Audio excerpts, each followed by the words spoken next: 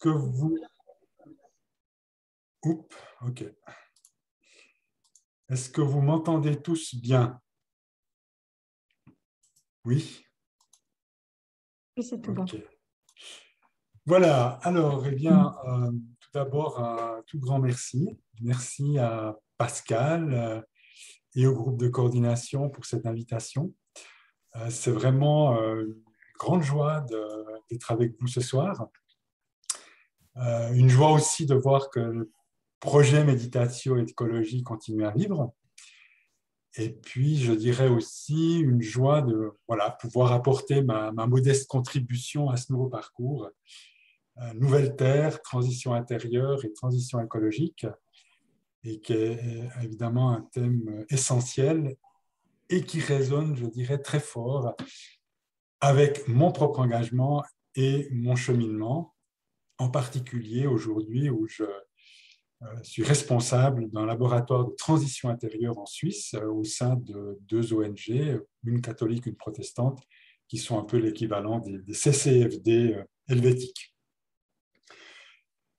Quand Pascal m'a demandé de lui proposer un sujet pour ce partage pour ce soir, je dirais que j'ai tout de suite pensé à la sobriété joyeuse, à la sobriété heureuse.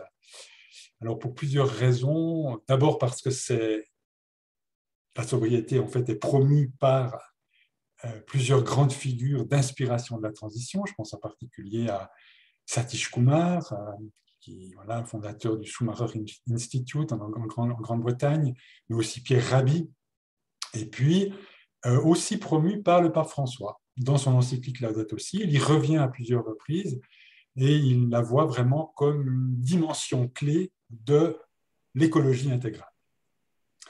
La deuxième raison, c'est que, en fait, ma conviction, c'est que, au fond, l'émergence, la construction de sociétés de sobriété et de simplicité volontaire, je souligne volontaire, est en réalité absolument nécessaire, absolument incontournable, parce que sans cela, je ne vois vraiment pas comment on va pouvoir arriver à la neutralité carbone en 2050, et donc pour cela, en plus, réduire de moitié les émissions de CO2 et de gaz à effet de serre d'ici 2030.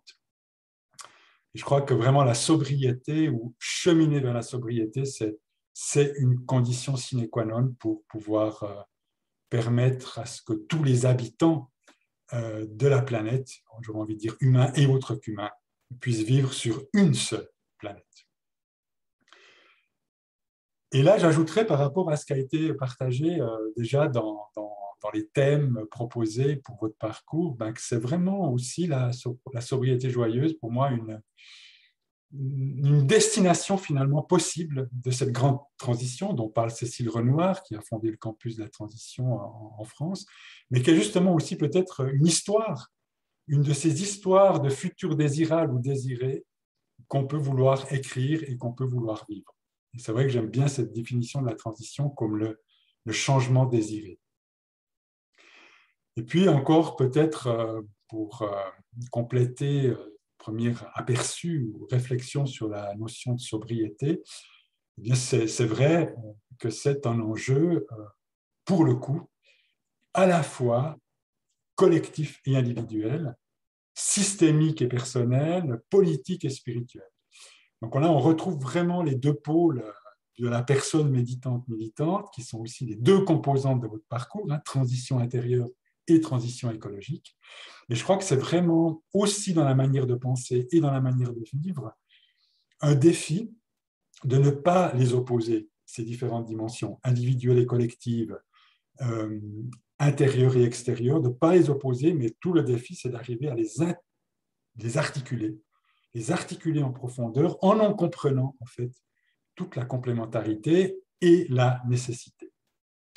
Parce que vraiment, et en ce sens, on peut vraiment dire que la sobriété joyeuse, volontaire, est à la fois un idéal de vie personnelle, mais aussi un modèle de société alternatif. Alors, quand on dit ça, eh bien, je dirais que aller vers la sobriété volontaire, joyeuse.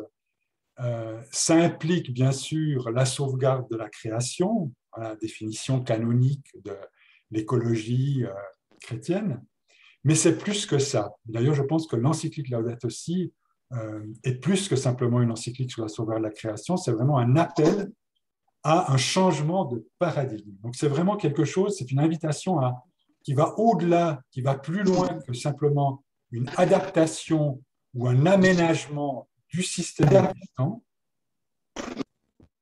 mais c'est un changement en réalité en profondeur de nature culturelle, spirituelle, psychologique. Et dans ce sens, on peut même dire qu'au fond, la sobriété, à la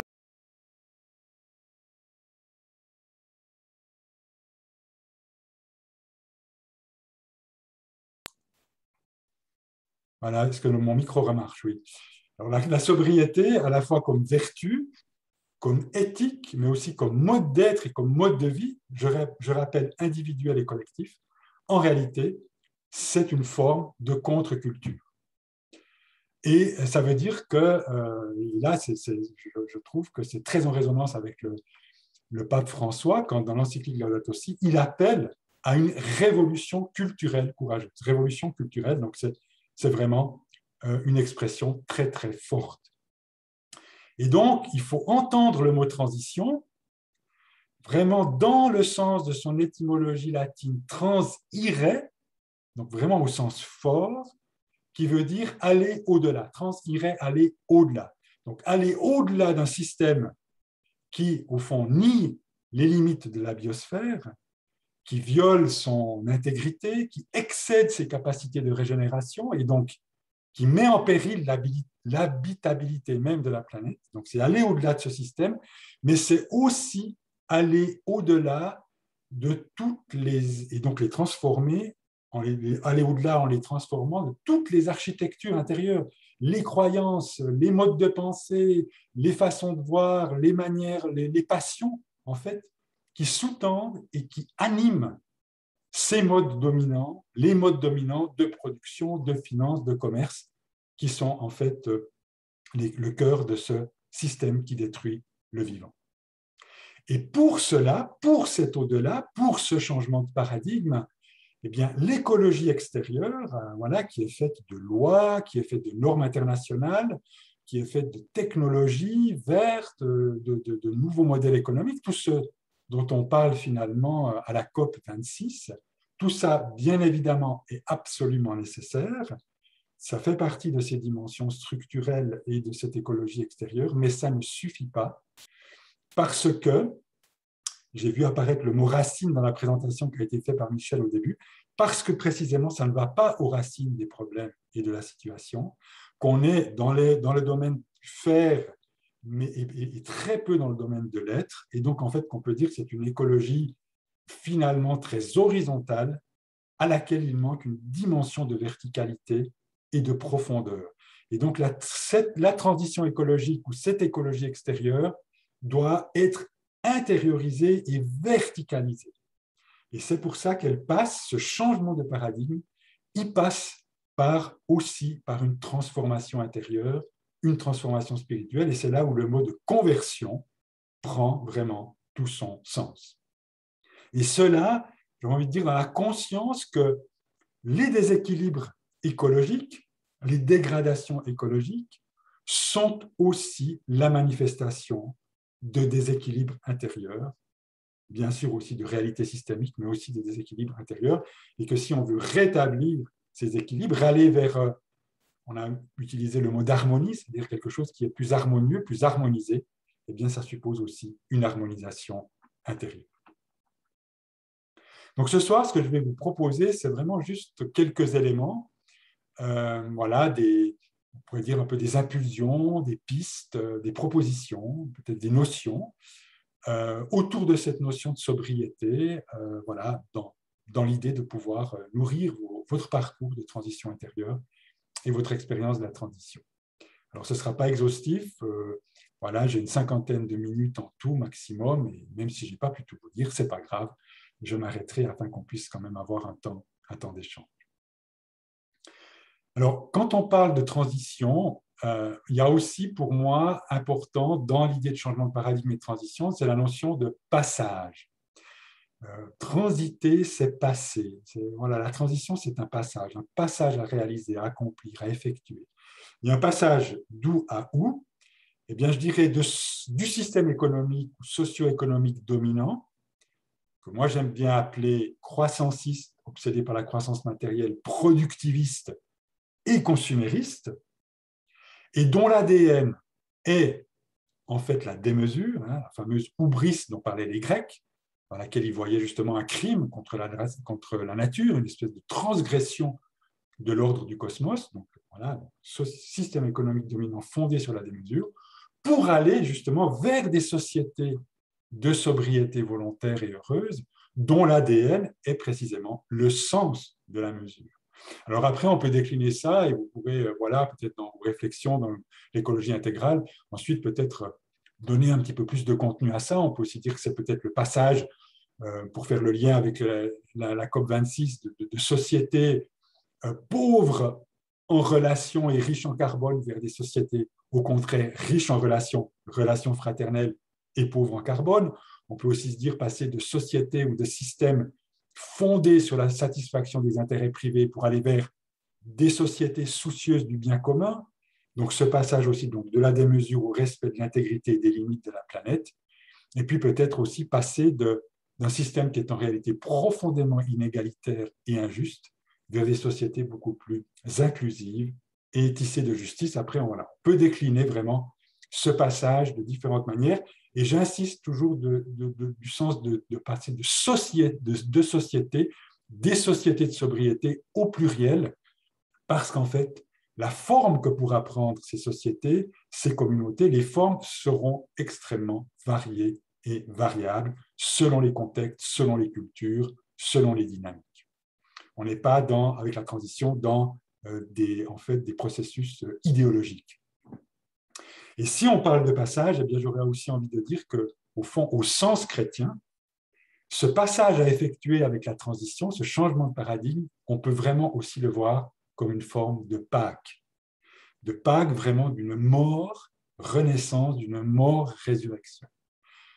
Et quand on parle justement de transition, ou de transition intérieure, dans le monde même de la transition, Edgar Morin utilise ce terme, par exemple, le sociologue Edgar Morin, on parle beaucoup de métamorphose. C'est intéressant parce que métamorphose, ça vient du grec métamorphosis, qu'on a aussi traduit par transfiguration.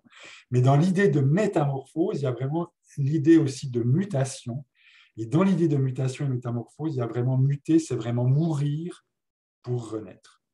Et donc, c'est vraiment mourir, au fond, à une existence, à un mode d'existence, à une histoire, pour reprendre la notion d'histoire, qui est, voilà, une histoire de démesure qui est marquée par la peur du manque, la séparation, la compétition, etc., pour aller vers une vie, des vies, une histoire, des histoires de sobriété, mais avec une forme de conscience de l'abondance de l'être dans des dynamiques de communion et de coopération. Donc en fait, c'est un peu rien d'autre que le passage finalement du vieil homme centré sur l'ego à l'homme nouveau, centré sur le je suis, donc dans l'ouverture à l'Esprit Saint, qui est en fait au cœur même, par exemple, de l'enseignement de l'apôtre Paul. Et ce passage, eh bien, ça suppose, en fait, ce passage, il est aussi une forme d'appel, et c'est un appel au choix. Et je reviens à cette notion de mourir pour renaître, avec justement pour dire que ce qui se joue dans ce choix, et qui est un choix radical, c'est-à-dire un choix qui va à la racine, eh bien, ce qui se joue dans ce choix, et qui peut-être devrait être d'une certaine manière réaffirmé, ce choix, chaque matin quand on se lève, ou à chaque instant peut-être de notre vie, eh bien, c'est un choix entre la vie et la mort. C'est le fameux passage du Deutéronome au chapitre 30. Voilà, je te propose vie et bonheur, mort et malheur, choisis la vie, c'est choisis la vie pour que toi et ta postérité, c'est-à-dire les générations futures, vous viviez. Donc voilà déjà quelques éléments pour peut-être un peu mieux cerner cette notion de transition. Alors, après, quand on parle de transition, avant d'entrer plus spécifiquement dans cette question de la démesure et de vraiment encore donner un peu plus de contenu à la notion de sobriété, j'aimerais juste, puisque quand même, voilà, vous êtes dans des chemins spirituels, méditatio, c'est vraiment le chemin spirituel avec la méditation, eh bien, juste peut-être rappeler que ou redire deux, trois principes fondamentaux de ce chemin de transition intérieure vers la sobriété. Et ça, je ferai le lien avec la spiritualité chrétienne et en particulier la tradition dans laquelle je m'inscris, qui est la tradition de l'Église d'Orient, la tradition orthodoxe. Et ça, j'aimerais simplement dire quelques mots sur deux notions clés. Deux notions clés. Alors, ce que je vais dire là, ça vaut pour la transition intérieure, mais évidemment, c'est au cœur même de tout chemin de transformation spirituelle au sens large. Alors, ces deux mots-clés, qui sont des mots grecs que je vais expliciter, c'est le mot 1 de métanoïa, M-E-T-A-N-O-Y-I-A, métanoïa, et l'autre mot, c'est le mot de nepsis, N-E circonflexe P-S-I-S. Alors, la métanoïa. La métanoïa, on retrouve déjà le métamorphose, transformation. Alors, il y a un appel, je pense, dans la transition intérieure à la métanoïa, et étymologiquement, métanoïa, c'est vraiment le changement de l'esprit. Et on peut vraiment dire que c'est une forme de retournement profond de tout l'être à travers trois mouvements intérieurs. Trois mouvements intérieurs. Le premier mouvement, c'est le retour au centre, qui revient au fond à ce que finalement on fait dans l'exercice de la méditation, c'est-à-dire passer du cerveau, du mental, pour descendre à l'intérieur vers le cœur profond. C'est ce cœur, c'est cette spiritualité du cœur. Et le cœur, qui est vraiment le lieu de l'unité. On a parlé non seulement de conversion, mais d'unité. C'est le lieu de l'unité de l'être. C'est le lieu, le centre le plus central de notre être. Là, les pères les pères de l'Église nous disent que c'est le lieu où convergent toutes les puissances psychiques et spirituelles. C'est là aussi où se font les choix fondamentaux de l'existence, ce choix du vivant, ce choix de la vie. C'est là qu'il s'opère, parce que c'est dans ce lieu-là que se réalise et que se vit la communion profonde avec les autres, humains et autres qu'humains, et avec Dieu. Et c'est au fond rien d'autre, ce mouvement, que ce à quoi nous invite Maître Eckhart, le grand mystique rénan, quand il dit « Va dans ton propre fond et là agis », donc là, dans ce propre fond, à partir de ce propre fond, parce que les œuvres que tu feras là, à partir de là, elles vivront. Donc, premier mouvement, retour au centre, au cœur. Deuxième mouvement, c'est un mouvement de réunification intérieure. Parce que nous sommes très souvent, l'être humain contemporain est un être qui est très souvent divisé intérieurement. Et puis, c'est aussi donc sortir de ces divisions intérieures, c'est peut-être aussi sortir de tous les dualismes dont notre pensée peut être tissée. Donc, pour aller, et là je reprends ce mot d'harmonie, finalement, vers une forme d'harmonisation de toutes les dimensions et facultés de notre être pour en retrouver l'intégrité, pour en retrouver l'unité entre la tête et le cœur, entre le corps, l'âme et l'esprit, et entre tout le mode d'être et de relation au monde, mode d'être, de vivre, de sentir, de comprendre, etc. Donc, réunification intérieure. Et puis, troisième mouvement, eh bien, c'est une forme de mouvement d'éveil et d'ouverture de tout notre être, vraiment de tout notre être, dans la dimension des sens, des émotions, de l'imagination, de l'intelligence rationnelle et aussi de l'intellect spirituel, le nous, notre faculté mystique. Donc, ouverture de tout notre être à l'action et à la grâce de l'Esprit Saint, c'est-à-dire à la présence de Dieu, parce que c'est très, très important dans ces dynamiques de transition intérieure et dans ce chemin vers la sobriété, eh bien d'être dans une dynamique de coopération avec les autres, mais aussi avec Dieu. C'est-à-dire, on est là vraiment comme dans le processus finalement de cheminement spirituel.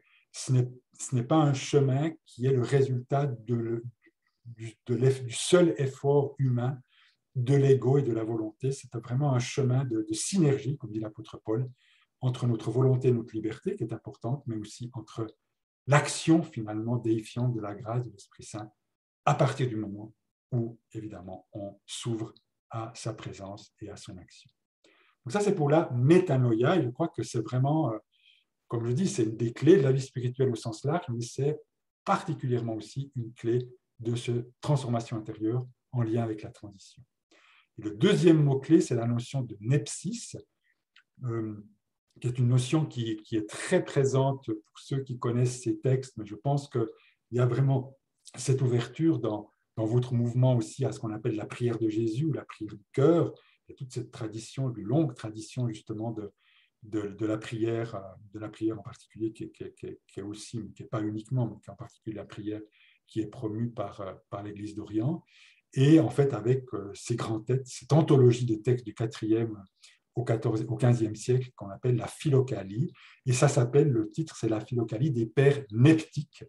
Et justement, on garde le terme nepsis parce que c'est un terme qui est difficile à traduire parce qu'il prend plusieurs sens dans la Philokalie et qui est extrêmement important dans cette tradition spirituelle et qui est complètement lié à la métanoïa. Donc en fait, l'idée de cette métanoïa, c'est d'acquérir une forme de conscience, une nouvelle conscience. C'est vraiment ce retournement, cette transformation du cœur et de la conscience qu'on peut appeler neptique. Et en fait, l'anepsis, elle prend 4 sens dans la Philokalie. C'est d'une part le sens d'éveil, par opposition à l'inconscience ou la somnolence, l'éveil. C'est la deuxième chose, le deuxième sens, c'est la clarté intérieure ou la vision claire par rapport à l'égarement, par rapport à l'illusion, par rapport à la confusion. Le troisième sens, c'est la vigilance et la garde du cœur par rapport à l'inattention, à la dispersion, à l'oubli. Et puis le quatrième sens, c'est la mesure et la sobriété par rapport à l'excès et à la démesure. Et je trouve cette notion extrêmement complète parce que finalement, elle intègre des attitudes intérieures, elle intègre une dynamique d'ascèse sur laquelle je reviendrai et finalement, elle ouvre sur un changement de mode de vie.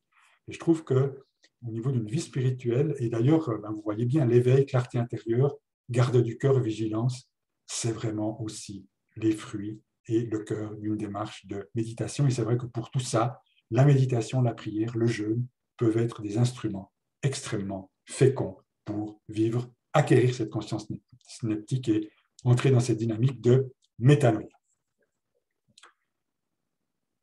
Alors, je reviens maintenant à mon système croissanciste, productiviste, consumériste, à ce qui en est l'ADN, c'est-à-dire la démesure, voilà, parce qu'on est vraiment, je dirais que finalement, cette démesure et ce système, on en voit bien les effets délétères, puisque cette démesure, en particulier consumériste, c'est une des causes de toutes ces dégradations écologiques, de tous ces effondrements en cours, des dérèglements climatiques, la 6e extinction des espèces, l'épuisement des ressources naturelles. Voilà. Tout ça est quand même aussi très, très lié à ces démesures, à cette forme de sur- ou hyperconsommation matérielle. Et par rapport à ça, Laudato Si fait, comme d'autres textes d'ailleurs du Vatican, une critique très, très forte du consumérisme et justement en condamnant ce que le pape François appelle un usage abusif et irresponsable des biens de la terre. C'est une notion d'abus, de démesure.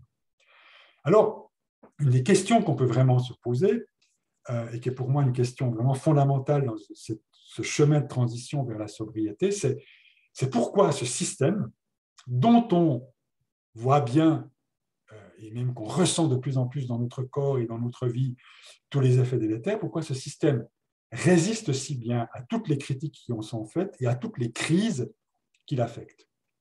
Eh bien, autrement dit, pourquoi cette passion de consommer est si tenace, pourquoi en fait aussi tous les appels à la décroissance et à la sobriété, voilà, j'ai parlé du pape François, de Pierre Rabhi, finalement restent dans l'ensemble très peu suivis. Eh bien, mon hypothèse, c'est qu'en réalité, ce système croissanciste, productiviste, consumériste, il n'est pas uniquement à l'extérieur de nous. C'est qu'en fait, il vit en nous. Il vit en nous, d'une certaine manière, c'est comme s'il colonisait nos âmes et nos cerveaux, alors marketing, pub, réseaux sociaux, etc. Et en fait, il vit en nous à travers une captation et une instrumentalisation de nos ressorts ou de plusieurs de nos ressorts les plus intimes de notre être. Alors, en particulier, la puissance de désir, et en particulier aussi la peur de la mort, la peur du manque, la peur de manquer, derrière laquelle se cache la peur de la mort. Et en fait, je crois que ces ressorts intimes, eh bien, sont des champs intérieurs où se joue en fait notre participation, souvent inconsciente, à ce système CPC. Donc, ce sont des champs qui sont à transformer pour pouvoir justement permettre la transition et donner en fait sa vraie profondeur, toute sa durabilité à des démarches de sobriété. Par rapport à ça, vous connaissez voilà, tous le texte de Genèse 2.15, hein, voilà, où l'être humain voilà, est placé par Dieu dans le jardin d'Éden pour, dit le texte, garder et cultiver le sol. Et d'ailleurs, ce texte de Genèse 2.15 est un petit peu devenu, on pourrait dire, un peu la charte biblique de l'écologie chrétienne, à partir duquel on a d'ailleurs décliné toute la posture de l'intendant, du jardinier de la création. Alors, voilà, Dieu, effectivement, demande à l'être humain de garder, de cultiver, certaines traductions parlent même de servir la terre, de servir le jardin, de servir la création. Alors, on peut aussi faire une lecture spirituelle ou éco-spirituelle plus intérieure encore de ce verset. Et puis, alors là, je m'inspire par exemple de l'enseignement d'une Annick de Souzenel, mais il y a encore d'autres auteurs qui disent, mais ce jardin à garder, à cultiver, c'est aussi notre terre intérieure, notre Adama, notre jardin intérieur. Et être ou devenir des bons gardiens et jardiniers de la création, c'est aussi être des bons gardiens et jardiniers de notre cosmos intérieur, avec toutes les énergies désordonnées, les forces, les passions, les pulsions voilà, qui peuvent l'animer, dont nous sommes souvent les jouets et qui justement nous font participer à ce système. Donc là, c'est un des enjeux de transition intérieure, c'est vraiment le travail de cette transformation, c'est la culture et la transformation de ce jardin intérieur. Et là, on entre dans une notion aussi importante avec la métanoïa et la nepsis, qui est la notion d'ascèse. Alors, ce n'est pas une notion qui est très populaire dans notre société, mais parce qu'elle est connotée très négativement, mais en fait, de nouveau, si on reprend l'étymologie grecque du mot, askésis, ça veut dire exercice. La méditation est une ascèse, c'est un exercice. Et là, Laudato Si cite le patriarche Bartholomée, et précisément sur cette question de l'ascèse, qui est une des clés en fait, d'une approche orthodoxe de la sauvegarde de la création, et il dit le patriarche Bartholomée nous propose de sortir de la surconsommation et du gaspillage par une ascèse. Et il donne une définition que je trouve magnifique de l'ascèse, qu'il reprend du patriarche Bartholomée. Il dit l'ascèse, vous voyez, et vous verrez là qu'on est très très loin de ce qu'on met généralement sous ce terme, il dit c'est une manière d'aimer. L'ascèse comme manière d'aimer. Et de passer progressivement, donc on a vraiment cette idée de passage, au niveau progressif, de ce que je veux à ce dont le monde de Dieu, la création, a besoin. Ce que je veux, l'ego au centre, à ce dont le monde de la création a besoin. Et il dit, c'est une libération de la peur, de l'avidité et de la dépendance. Et là, on retrouve justement ces ressorts intimes justement, qui sont captés et instrumentalisés par le système. Alors voilà, je vois le temps qui passe et donc je vais plutôt me concentrer sur un de ces ressorts qui me paraît essentiel puisque j'ai parlé de la transition comme le changement désiré et qui est mettre peut-être l'accent sur notre puissance de désir. Alors ce que je dirais d'abord, c'est que le désir, la puissance de désir, c'est quelque chose d'éminemment positif, en particulier dans la tradition chrétienne. Nous sommes des êtres de désir, nous sommes des êtres désirants. Un père de l'Église que j'aime beaucoup, Grégoire de Nice, du IVe siècle, là, il lie le désir, cette puissance de désir, à l'image de Dieu en l'être humain. Et à un autre endroit, il dit, c'est comme, au fond, la puissance de désir, c'est le souffle, c'est lié à ce souffle, vous savez, ce souffle de l'esprit qui est insufflé par Dieu dans, en fait, les narines de l'être humain pour en faire un être vivant. Cet être humain qui a été façonné avec de la glaise pour en faire un être vivant. Et donc, on peut dire que cette puissance de désir, elle est vraiment à la source même de nos aspirations les plus nobles, de notre soif d'absolu, de plénitude, d'amour, de justice, de solidarité, de beauté, de bonheur. Enfin, c'est vraiment cette puissance de désir, elle est cette source-là. Et d'ailleurs, Lévinas, il a une très belle expression par rapport au désir. Il dit « La relation à l'infini n'est pas un savoir, mais un désir ». C'est une phrase absolument magnifique. Donc, ça veut dire que le désir, cette puissance de désir, ce désir avec un grand D, il a des racines, il a une racine qu'on pourrait presque dire transcendante, liée à cette image de Dieu en nous. Il a, par la force des choses, aussi une dimension ou un caractère un peu d'infini et d'absolu. Il est donc fondamentalement de l'ordre de l'être. Et il ne peut être satisfait que par des réalités du même ordre. Et vouloir satisfaire cette puissance de désir par des biens matériels, des agréments psychiques, qui sont de l'ordre de l'avoir, qui sont par définition limités, relatifs, c'est une illusion. Et en fait, et là je pourrais le démontrer, mais je n'ai pas le temps, mais tout ce système CPC, avec les réseaux sociaux, avec le marketing, avec la publicité, repose sur cette illusion. En fait, il capte cette puissance de désir, il la désoriente, il la dégrade en envie, et c'est très très important de ne pas confondre le désir et les envies, des envies qu'il fait passer pour des besoins, que le marché soi-disant pourra satisfaire, mais en fait on sait bien que ce n'est pas le cas, puisqu'à chaque envie momentanément soulagée, plus que satisfaite, va succéder immédiatement une nouvelle envie, électrisée par le culte de la nouveauté, la mode, la rivalité mimétique, tout ce que vous voulez, et puis on va entrer dans un processus en fait addictif. Je pense que le consumérisme, c'est une dynamique addictive, du toujours plus, qui se nourrit d'une forme de frustration et d'envie permanente, et ça est bien évidemment sur le dos de la planète et des générations futures et de tous les êtres autres qu'humains.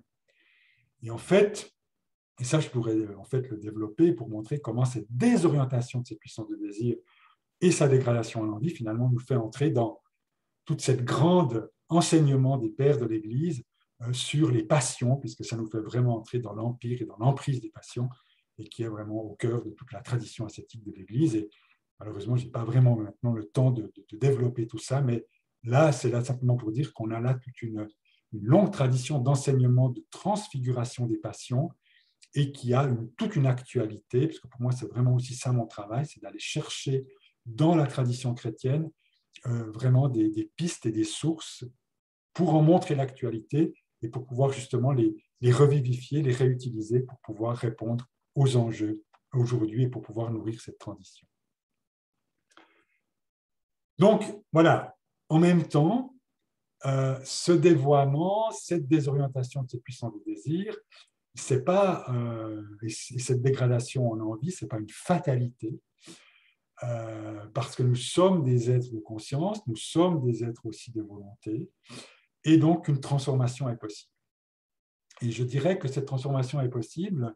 En fait, j'aimerais juste mentionner peut-être 3 démarches en lien avec cette transformation. Un premier point important, et ça a aussi à voir avec finalement dans quelle histoire on est, c'est vraiment un travail de redéfinition de notre idéal d'accomplissement humain et de conception du bonheur, parce que finalement, ce système repose sur une certaine conception du bonheur. Et donc, c'est vraiment le bonheur en question, où cet idéal d'accomplissement humain, c'est évidemment pas celui qui est proposé par les publicitaires, voilà, le confort matériel, le nombre de likes sur Facebook et ce genre de choses, qui participent de cette illusion dont j'ai parlé. Mais c'est vraiment quelque chose qui est lié à la vérité, à l'authenticité de notre être et à ses exigences, en particulier en termes de sens. C'est vraiment ce chemin, voilà, c'est cet appel de Dieu à Abraham d'aller vers soi-même. Donc, de trouver une forme d'existence qui va être en adéquation profonde avec son être le plus profond. Et en fait, donc, pour devenir une personne, c'est-à-dire un être en communion, un être en relation, et en fait, devenir une personne, c'est finalement habiter, on pourrait dire, le lieu et le mouvement de son désir. Et ce désir, et c'est le deuxième point, eh bien, il est à réorienter, puisqu'il a été désorienté. Donc, travail de réorientation de la puissance du désir. Et là, eh bien, parce qu'il ne s'agit pas de le réprimer ou de le refouler, mais en fait de le libérer. De le libérer pour justement, par rapport à tout ce qui le rend captif, tout ce qui va l'aliéner, tout ce qui va le disperser, tout ce qui va l'éparpiller, tout ce qui va l'épuiser. Et ça passe justement, et c'est là aussi où la méditation a vraiment tout son sens, et la prière a tout son sens, c'est de reconnecter, nous reconnecter en profondeur, ou reconnecter cette puissance de désir à sa source, qui est au centre de l'être, qui est dans le cœur. Et le troisième mouvement, eh bien, qui est au cœur du chemin ascétique, c'est vraiment tout ce travail justement de transfiguration des passions qui passe justement par la purification et la pacification du cœur, c'est-à-dire vraiment un travail de libération dans cette synergie avec l'Esprit Saint, dans cette ouverture à la grâce de l'Esprit, pour finalement nous libérer de tout ce qui en nous fait obstacle, tout ce qui nous encombre, tout ce qui nous remplit de nous-mêmes et tout ce qui fait obstacle à l'action de l'Esprit Saint et qui nous fait justement participer à ce système. Donc ça, voilà, c'est trois mouvements, donc redéfinition de l'idéal d'accomplissement humain, réorientation du désir et transfiguration des passions. Et ça, eh bien, ça ouvre à une transformation du mode d'être. Là, on était vraiment dans les ressorts intimes. Donc, en fait, transformation de la terre intérieure, c'est aussi la transformation du mode d'être. Et là, on entre dans quelque chose qui, justement, va pouvoir ensuite s'incarner. Et là, je dirais qu'il y a trois dynamiques, de nouveau. Une première dynamique, c'est un processus de discernement, tout un travail de discernement entre l'essentiel et le superflu, j'aurais envie de dire, qui passe aussi par créer un décalage entre l'émergence des envies avec ce qu'elles peuvent avoir de compulsif et de pulsionnel. Donc, créer un décalage entre un moment où ces envies, ces pulsions naissent et leur assouvissement, donc créer ce décalage. Ça, c'est vraiment... Et donc, dans un travail de discernement, là, il y a plein de questions qu'on peut poser quand on a tout à coup une pulsion d'achat ou un désir d'achat. Processus de discernement. Deuxième élément essentiel, c'est le processus d'autolimitation. Autolimitation pour justement prendre en compte les limites de la planète, les limites de la biosphère. Donc, retrouver le sens de la limite qui est la réponse à cette démesure. Et c'est vraiment, donc, du coup, sortir de l'avidité, sortir de la voracité pour, en fait, retrouver une relation juste à la création, à toute la création, et puis d'ailleurs aussi à la nourriture. Donc, relation juste, c'est-à-dire tissée de justesse et tissée de justice. Et là, je crois qu'on peut vraiment méditer sur ce premier commandement divin à Adam au jardin d'Éden, quand il lui dit tu mangeras de tous les fruits, tous les arbres, sauf qu'il y a une espèce justement, de limite qui est posée. Et là, on peut aussi dire, si on prend des références bibliques, eh bien, qu'il y a vraiment aussi à retrouver dans cet effort d'autolimitation, dans ce chemin d'autolimitation, eh bien, en fait, de nous souvenir de toute cette grande tradition du sabbat, parce que, en fait, voilà, le septième jour, après avoir créé le monde, Dieu observe le sabbat, et le mot sabbat, ça veut dire cesser toute activité créatrice, et les textes disent à ce moment-là que Dieu se repose et reprend souffle. Et je crois que la sobriété, ça a aussi à voir avec notre rapport à l'activité et avec notre rapport au temps. Donc, autolimitation, processus d'autolimitation, discernement et finalement reliance. Reliance, la sobriété, c'est fondamentalement une dynamique de reliance. C'est vraiment, je reprends ce passage, voilà, passer de cette histoire de la séparation, de la compétition, de la domination pour aller vers une histoire de communion, de coopération, de solidarité. Et ça passe vraiment, et ça a à voir avec tout ce que je viens de dire, très concrètement, passer, et de ce que certains éco-psychologues passer de, comme ils disent, de sources secondaires de satisfaction, de cette puissance de désir, à des sources primaires de satisfaction. Les sources secondaires, qui ont à voir avec en fait, la dégradation en envie, ce sont toutes les sources de satisfaction qui sont liées à l'avoir et au paraître. Tous les biens et services de consommation, dans leur dimension de quantité, d'accumulation. Et d'ailleurs, c'est aussi, correspond à ça ce que certains auteurs appellent des valeurs extrinsèques, parce que c'est complètement lié à l'image qu'on veut donner, au statut social, à la carrière, au pouvoir et à toutes ces choses-là. Donc ça, c'est des sources secondaires de satisfaction qui sont illusoires pour passer à des sources premières ou primaires de satisfaction qui sont de l'ordre de l'être, qui sont de l'ordre de la profondeur et qui a fondamentalement à voir avec des liens, des relations de qualité et profonde avec soi-même, avec les autres, humains et autres humains, et avec Dieu. Et ça, c'est lié à des valeurs intrinsèques. Et parmi ces valeurs intrinsèques, c'est l'amour, c'est l'amitié, c'est la convivialité, c'est le souci du bien commun, la coopération et, très important pour votre parcours, bien évidemment, la fraternité. Donc voilà, donc dynamique de reliance. Et j'arrive gentiment au bout de ma présentation. Donc après, la question de la sobriété joyeuse. Donc là, en fait, tout ce que j'ai donné, c'est vraiment quelques éléments qui sont justement comme des jalons, c'est un petit peu le titre de ma présentation, pour aller vers cette sobriété joyeuse comme destination possible, désirable, comme futur désirable d'une dynamique de transition. Sobriété joyeuse, sobriété volontaire, on fait souvent des liens entre la sobriété joyeuse et la simplicité volontaire. Et je crois que c'est vraiment, et là je reviens du coup aussi à la dimension systémique, je pense que fondamentalement, c'est la seule alternative crédible à ce système croissanciste, productiviste, consumériste fondé sur la démesure. Et c'est aussi une vertu absolument incontournable, puisque le mode de vie occidental, qui se répand, qui s'est répandu sur toute la planète, n'est non seulement pas durable, il n'est pas généralisable à toute la population mondiale, puisque voilà, on a les limites de la planète, et vous savez, les Français, les Suisses, si tout le monde vivait comme nous, il faudrait plus de 3 planètes. Et il est aussi profondément inéquitable. Toute la question, et là, il faut toujours lier, quand on parle d'écologie intégrale, il y a toutes les dimensions de l'être, mais il y a aussi les liens entre l'écologie et la lutte contre la pauvreté, la lutte contre l'exclusion. Et puis, évidemment, dans la dimension de justice, c'est aussi la question des générations futures. Et puis, je pense que cette sobriété joyeuse, eh bien, ou ce chemin de sobriété joyeuse, ça peut être aussi un formidable chemin de résilience, puisqu'il est fondé sur justement la recréation de liens communautaires, de liens profonds, pour pouvoir se préparer à affronter les effondrements en cours et à venir. Alors, l'histoire du joyeux, pour moi, elle est très, très importante parce que, en fait, souvent quand on parle de sobriété, comme d'ailleurs pour l'ascèse, on voit quelque chose d'un peu qui peut être un petit peu triste, qui peut être un peu négatif, qui est de l'ordre du renoncement.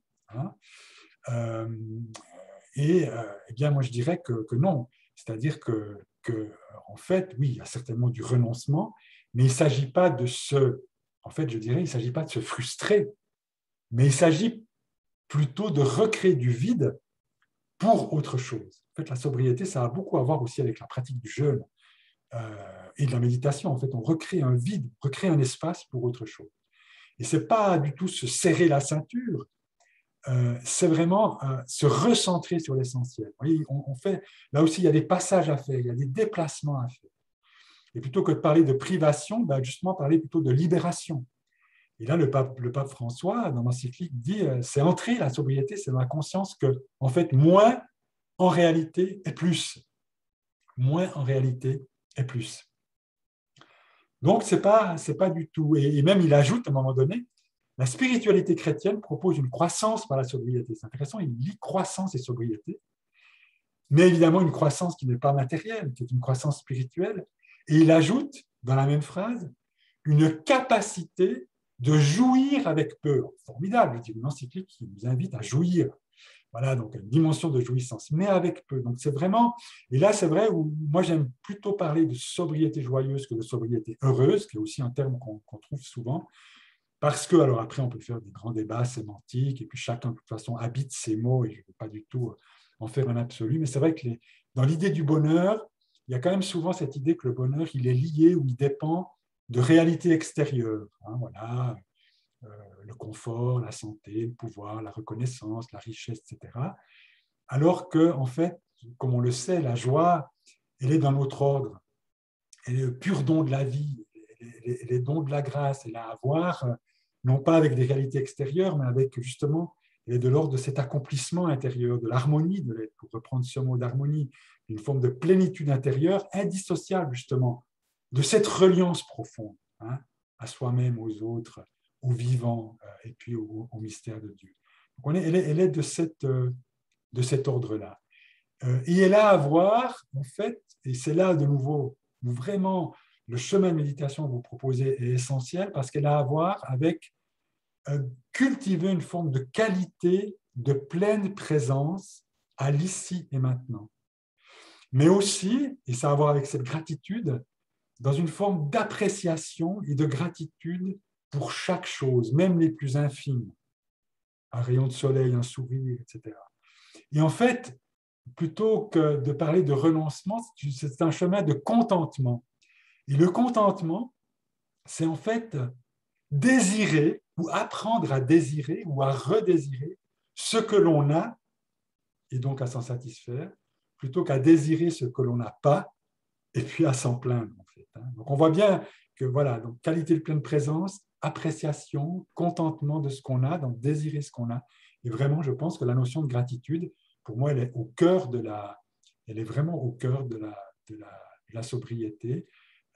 Et comme dit Joanna Macy, hein, qu'on a mentionné, voilà, Joanna Macy, c'était éco-philosophe qui a développé cette formidable méthodologie de transformation personnelle et collective pour la transition, le travail qui relie. Et bien, comme elle dit, la gratitude, c'est s'émerveiller à chaque instant du miracle de la vie et de tout ce qui nous est offert et dont nous n'avons pas forcément conscience. Et donc, la gratitude, c'est vraiment entrer, c'est-à-dire voir toute la création.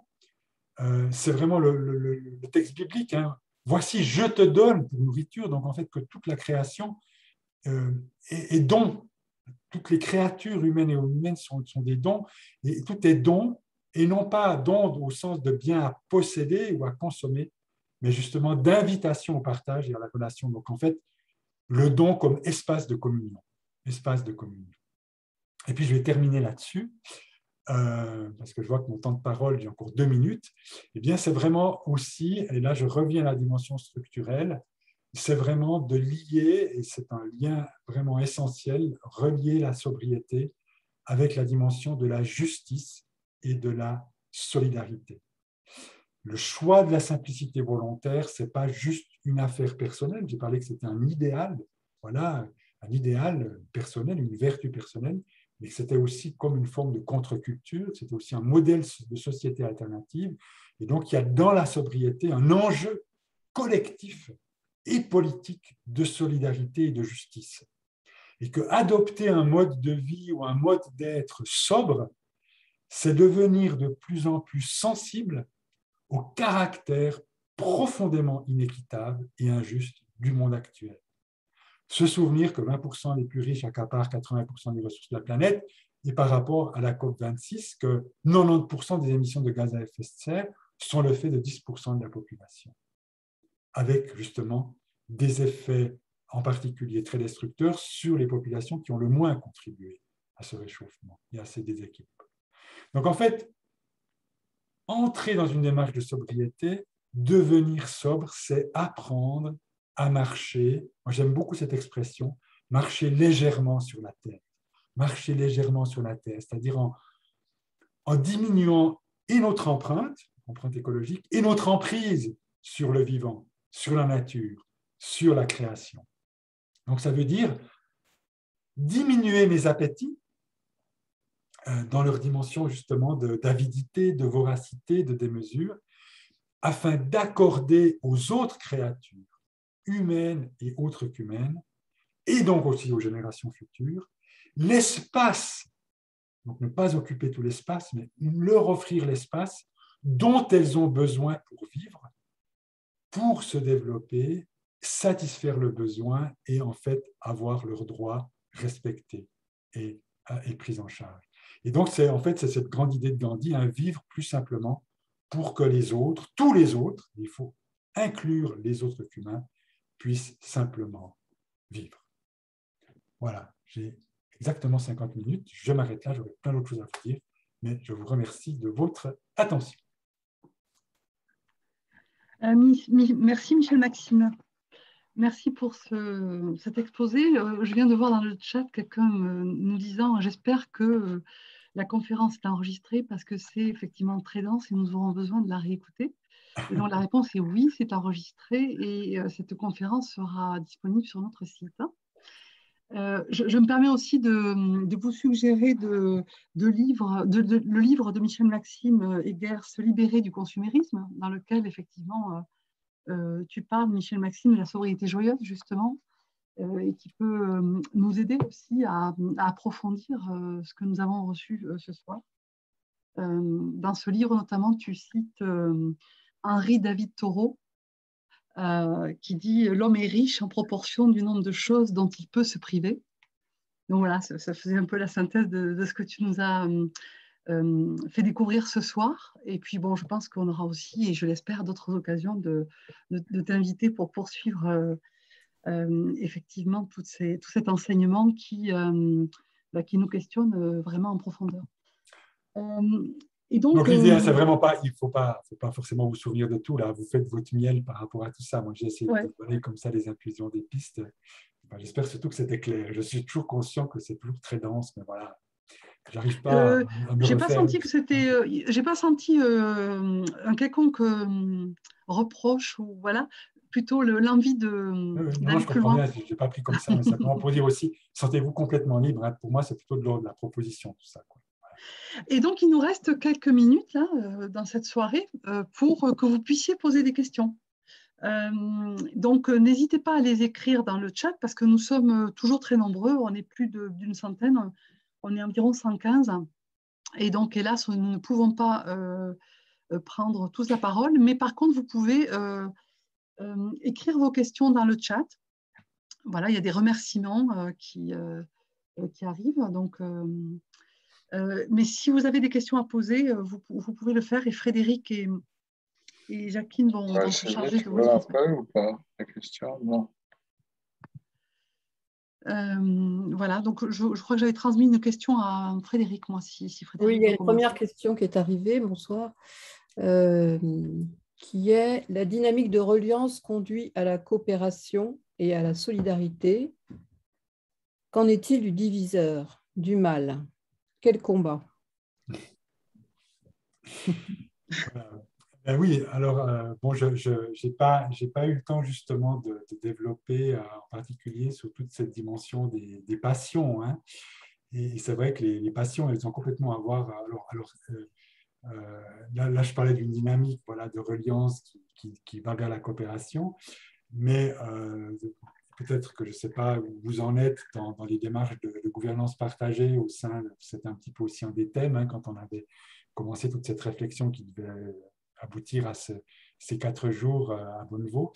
On voit bien quand on est dans des démarches de gouvernance partagée à quel point le diviseur agit et est présent. Donc en fait, entrer dans des dynamiques de coopération, apprendre la coopération, c'est extrêmement exigeant parce que, oui, comme on dit, voilà, c'est ce que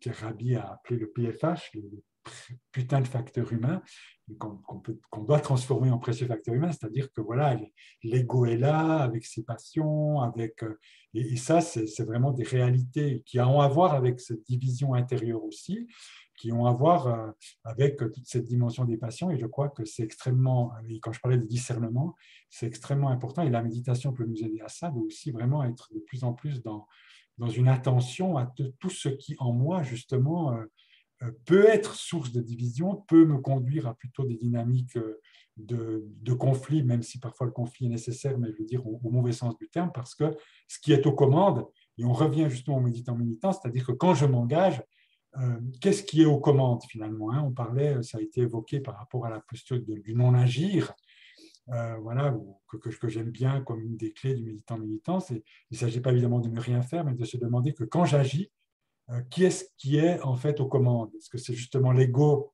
qui veut imposer sa volonté, qui pense avoir raison, et puis évidemment aussi un ego parfois inconscient, parce que plein d'histoires, plein de blessures, un ego blessé, un ego non reconnu, enfin il y a tout ça qui est en jeu.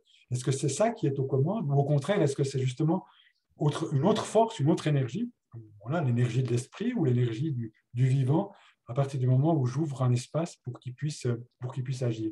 Et donc, le chemin de reliance vers la coopération, c'est un chemin de transformation aussi, dans une conscience de plus en plus fine de tout ce qui se joue en fait dans la relation humaine. Donc, toute cette transition, c'est pas une sinécure, quoi. C'est un vrai chemin, c'est un chemin de mort-résurrection, quoi. Ouais.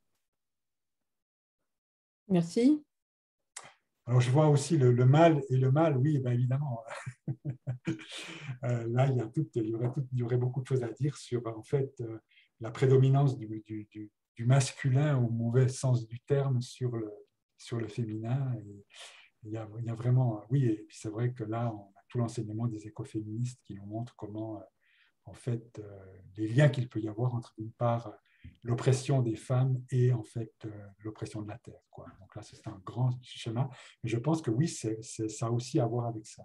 C'est vraiment une dimension très importante, d'ailleurs, qui manque complètement dans l'encyclique Laudato Si, cette dimension du rapport entre le féminin et le masculin. Oui, Gérard, justement, parlait de domination patriarcale mondiale et disait il faut en parler, non? C'est relatif à ce que tu disais.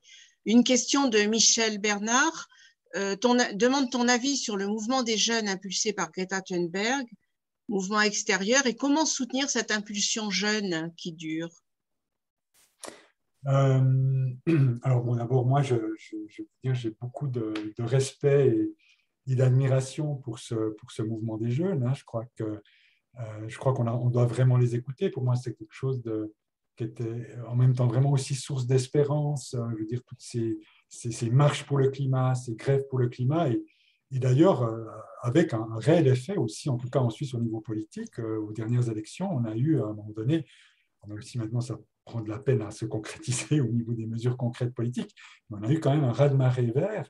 Et je crois que ça a vraiment aidé tout ce mouvement à une prise de conscience de ces problématiques climatiques et écologiques. Donc, moi, j'ai un avis extrêmement positif. Alors, mouvement extérieur et comment soutenir cette impulsion? Ben oui, c'est vrai qu'il peut y avoir aussi à un moment donné. Alors, d'abord, je pense que c'est vraiment aussi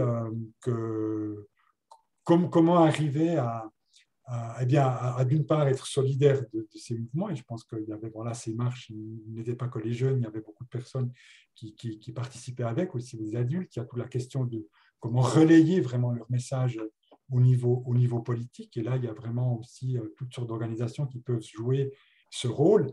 Mais c'est vrai que, alors là, je pense qu'en lien avec ce mouvement, je pense notamment au mouvement de Extinction Rebellion, XR, qui est vraiment aussi très, très présent dans ces marches pour le climat. En Suisse, on a vraiment, et je pense d'ailleurs aussi en France et ailleurs, vraiment une grande dynamique là autour. Et c'est vrai que ces mouvements-là ne sont pas d'ailleurs que extérieurs, parce que ce qui les anime souvent, et je pense même que, je ne sais pas, je n'appellerai pas ça uniquement mouvement extérieur, parce que quand on entend Greta Thunberg, il y a beaucoup de colère, il y a aussi de la tristesse, il y a aussi de la peur, il y a vraiment des émotions extrêmement fortes qui sont d'ailleurs au cœur même de tout le travail qui relie. Et on voit aussi dans le mouvement Extinction Rebellion beaucoup de jeunes qui sont presque au bord du désespoir, ou des jeunes qui sont beaucoup dans la colère. Et c'est intéressant, moi je vois en tout cas au niveau du laboratoire de formation antérieure, on est aussi de plus en plus sollicités, on collabore avec eux, ils créent des groupes de culture régénérative parce qu'ils se rendent bien compte qu'ils sont aussi en train de s'épuiser et qu'ils ont besoin d'avoir aussi des outils et des espaces pour travailler cette intériorité, pour pouvoir justement durer et transformer toutes ces émotions, tristesse, peur, colère, dans quelque chose qui va pouvoir justement nourrir leur engagement. Donc voilà, et je crois qu'en tout cas, nous, au niveau du laboratoire de formation antérieure, c'est simplement nous mettre à disposition. Et on voit aussi des mouvements dans le mouvement, maintenant des docteurs pour Extinction, on a des cercles psy de soutien, et ça, je pense que c'est très, très important qu'il y ait aussi cet appui-là qui soit amené pour éviter l'effet de découragement et d'épuisement. Alors, à contrario, il y a une autre question de Fabienne. Comment faire pour transmettre cette sobriété joyeuse aux plus jeunes, enfants, ados, qui sont souvent happés par les sociétés de consumérisme et d'hyperconnexion digitale?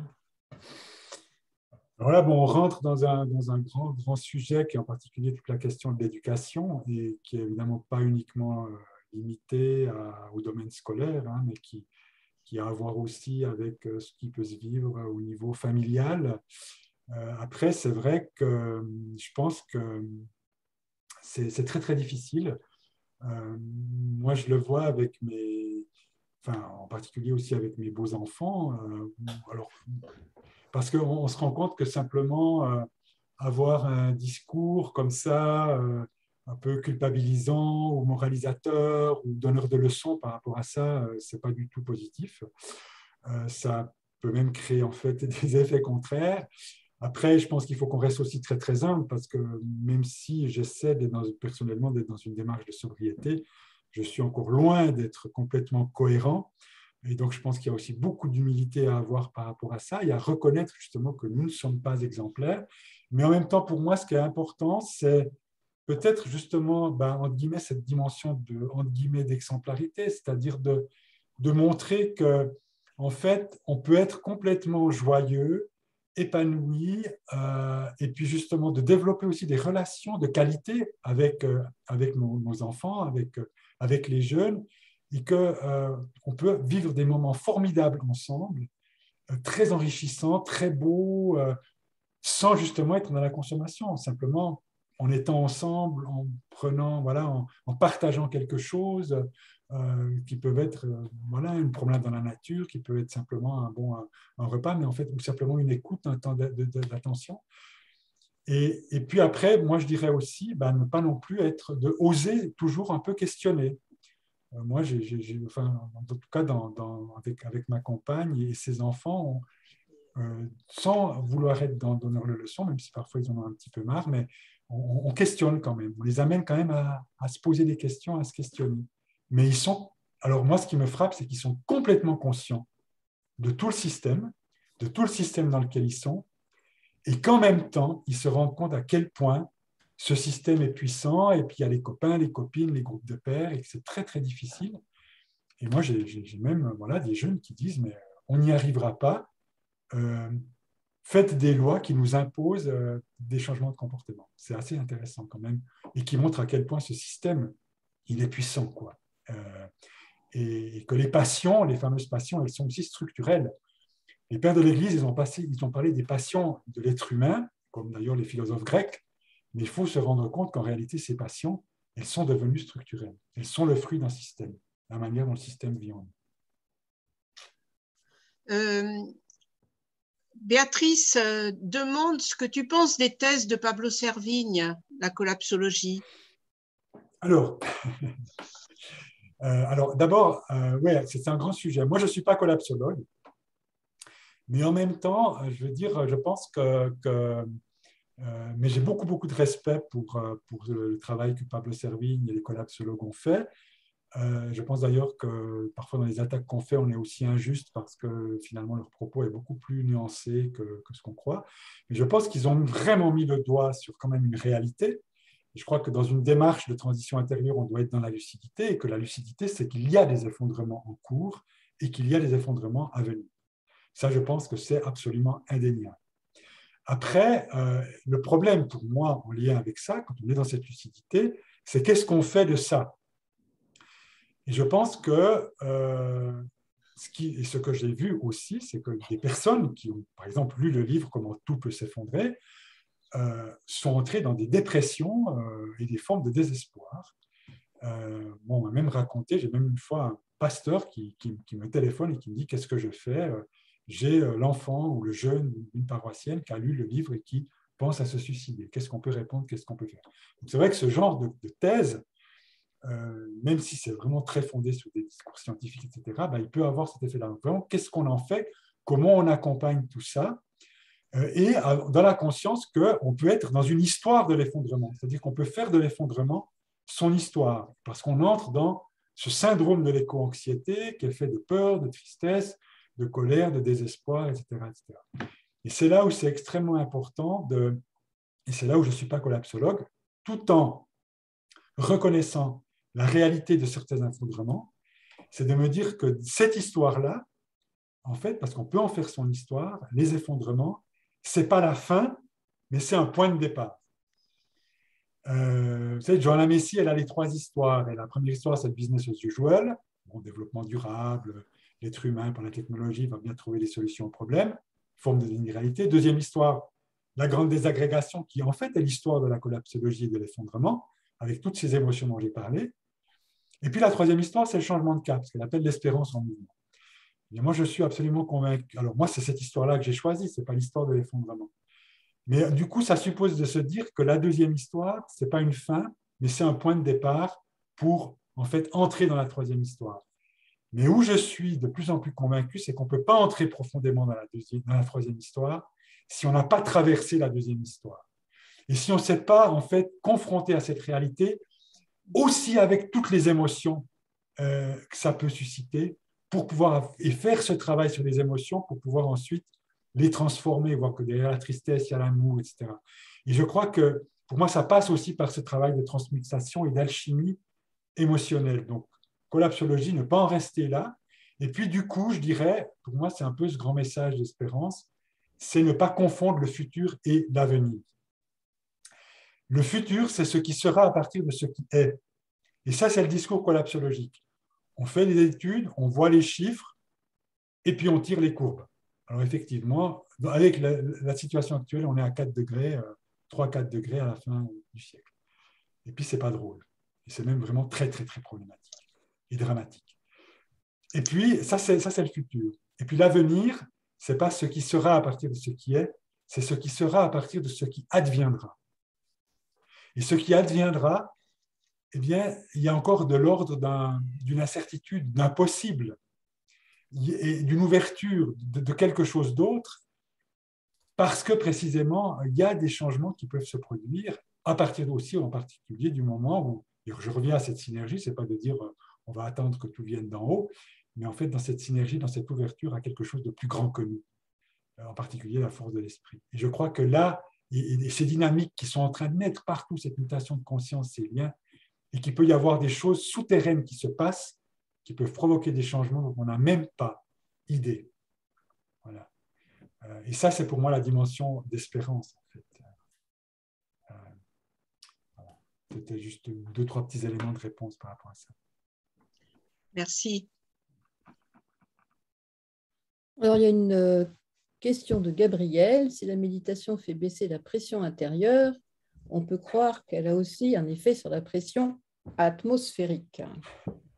Oui, mais absolument. C'est-à-dire qu'en fait, là, on entre dans des réalités ou des champs de conscience très subtils. Et je crois que, oui, enfin, bon, c'est vraiment l'histoire du battement d'ailes du papillon qui a des effets cosmiques, etc. Et oui, je crois que méditer, et puis en fait, méditer avec d'autres, en fait, c'est vraiment créer une forme de champ de conscience, de dynamique qui a des effets invisibles, subtils sur l'ensemble, en fait, sur toute la dimension cosmique, etc. Donc là, on pourrait parler après de tous les champs quantiques et toutes ces choses-là qu'on est en train de découvrir et dont on voit les liens que ça peut avoir avec la spiritualité. Oui, moi, je crois qu'il y a en fait, et on revient à ces dimensions intérieures, c'est-à-dire qu'en fait, vous savez, les tremblements de terre, en fait, les séismes, ils sont souvent le fruit d'un tout petit déplacement tectonique qui s'est passé à des dimensions extrêmement profondes. Et je crois vraiment en fait, la méditation, c'est aussi cette dimension d'abord de cette ouverture à ce plus grand que soi, cette dimension divine, mais aussi cette connexion au cœur et cette connexion à des dimensions de profondeur. Et quand on commence à pouvoir bouger là autour, il y a aussi une force, une énergie qui nous est donnée. Et le simple fait de méditer a des effets. Mais, et là, je viens, alors de nouveau, on n'est pas dans la magie, on n'est pas dans quelque chose de mécanique.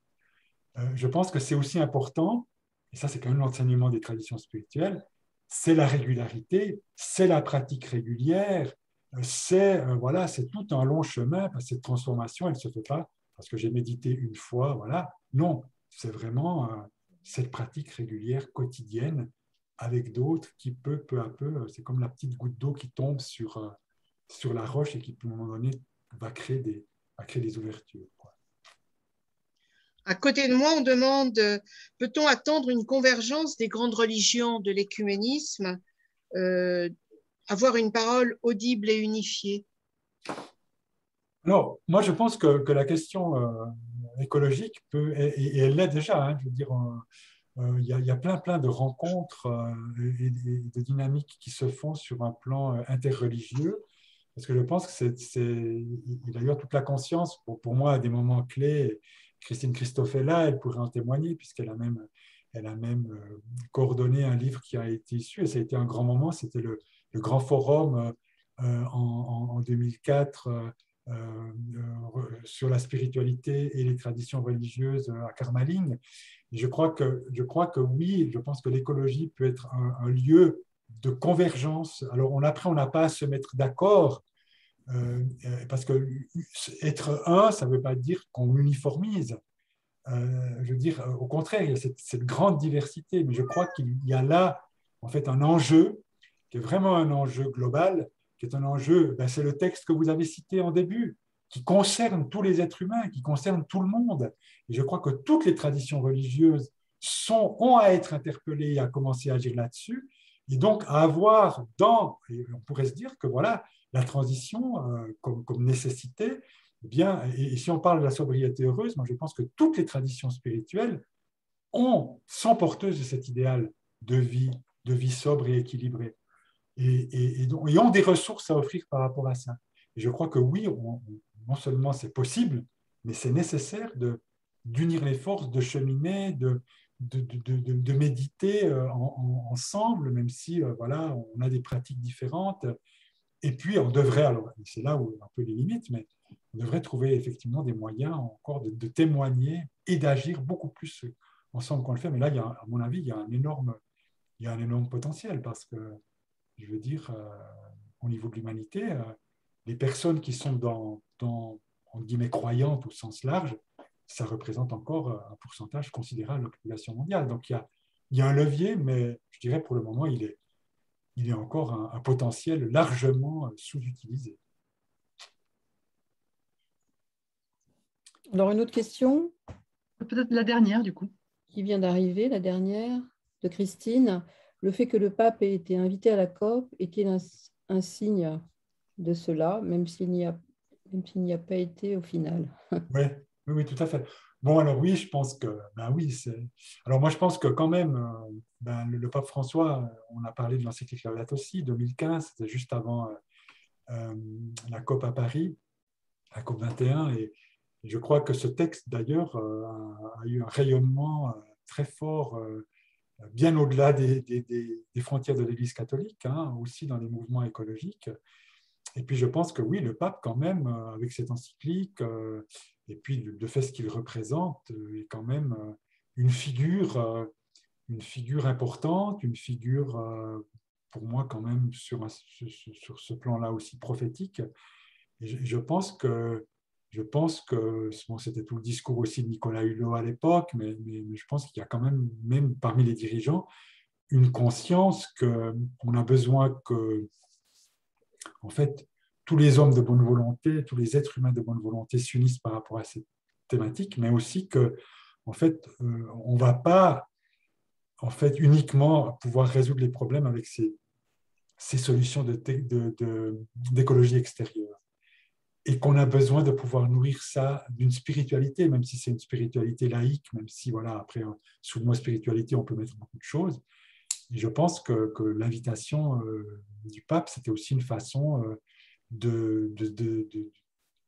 d'inviter aussi à ce que, finalement, tous les catholiques et tous les êtres de foi, enfin, notamment dans le monde chrétien et en particulier catholique, se mobilisent par rapport à ça. Et voilà, enfin, moi, je trouve très dommage qu'il n'y soit pas allé, mais voilà, c'est comme ça. Mais je pense que oui, je pense qu'il y a là un signe de ce besoin de convergence, finalement, ou en tout cas de confluence des consciences, des énergies et des bonnes volontés.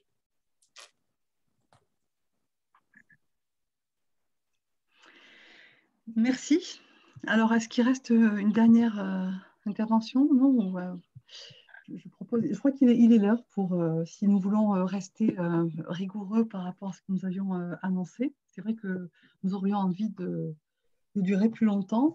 Je rappelle que dans le chat, Christine Christophe vous a mis les références de son ouvrage, Écologie et spiritualité. Donc, alors, écologie et spiritualité, je le reprends. La rencontre, hein, chez Yves Michel. Donc voilà, vous pouvez vous plonger aussi dans cet écrit. Je rappelle aussi le livre de Michel Maxime que j'ai cité tout à l'heure, Se libérer du consumérisme, aux éditions Jouvence. Donc je vous invite aussi à lire, entre autres, parmi tous les ouvrages de Michel Maxime, hein, qui sont... Alors, si je peux juste faire un petit coup de pub, parce que ça vient de sortir. Oui, oui. C'est dans la collection que je co-dirige chez Laboré Fides, la nouvelle théologie verte.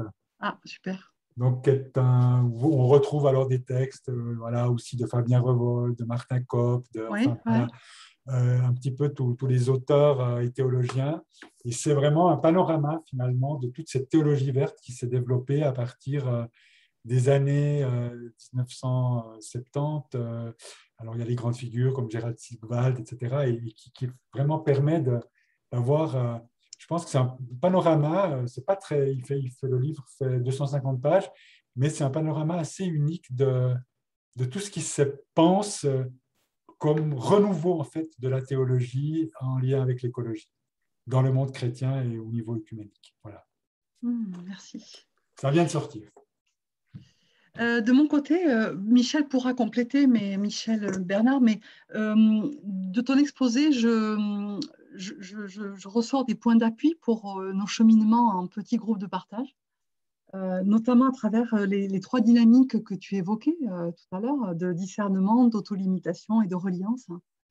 Voilà, de discernement, parce qu'on a souhaité que ces expériences de groupe de partage soient vraiment aussi fondées sur l'écoute, qui est aussi un vecteur important dans ce discernement. D'autolimitation, parce que Michel Bernard parlait tout à l'heure des petits pas que nous pourrions partager ensemble dans ces groupes aussi, comment nous pouvons chacun avancer voilà, et nous soutenir mutuellement les uns les autres dans ces petits pas. Et puis la reliance qui conduit, tu as dit, à la coopération, à la solidarité, à la communion, à la communication. Donc voilà, aussi les petits groupes, c'est le moyen de faire cette expérience que l'on vit déjà dans nos groupes de méditation par ailleurs. Bien souvent, vous êtes nombreux à témoigner effectivement du lien que crée le partage du silence et cette réunification de notre être dans le collectif du groupe aussi. Voilà, donc peut-être se rappeler que si vous souhaitez entrer dans cette dynamique des petits groupes, eh bien, vous pouvez vous adresser à nous, meditatio.ecologie@wccm.fr, mais vous trouverez toutes les indications sur notre site internet. Est-ce que Michel, tu veux ajouter quelque chose? Juste un petit grain de sel de Michel. Je pense qu'il y a une invitation à un passage. Moi, j'ai retenu le mot passage. Et puis, un deuxième mot que Michel a employé en faisant référence à la grande figure de Johanna Messi, qui a un certain âge, mais qui est toujours, je crois, très active, c'est l'espérance. Moi, j'ai simplement un extrait à vous donner, mais deux mots. Sur cette espérance qui est au cœur de notre rencontre, de ce soir, en tout cas, je le sens, hein. C'est de André Chédid, qui est une poétesse voilà, assez remarquable et qui a écrit un très beau poème sur l'espérance. Je ne vais pas vous le lire, c'est peut-être pas le moment, mais juste dire les deux mots d'accroche. Il me semble que ça renvoie bien en tout cas, à l'invitation que nous a fait Michel ce soir. J'ai ancré l'espérance aux racines de la vie. J'ai ancré l'espérance aux racines de la vie. Voilà, moi, je pense que là, il y a une belle invitation aussi à avancer sur ce parcours Nouvelle Terre. Très bien, bah, écoutez, merci à tous d'avoir été aussi nombreux ce soir.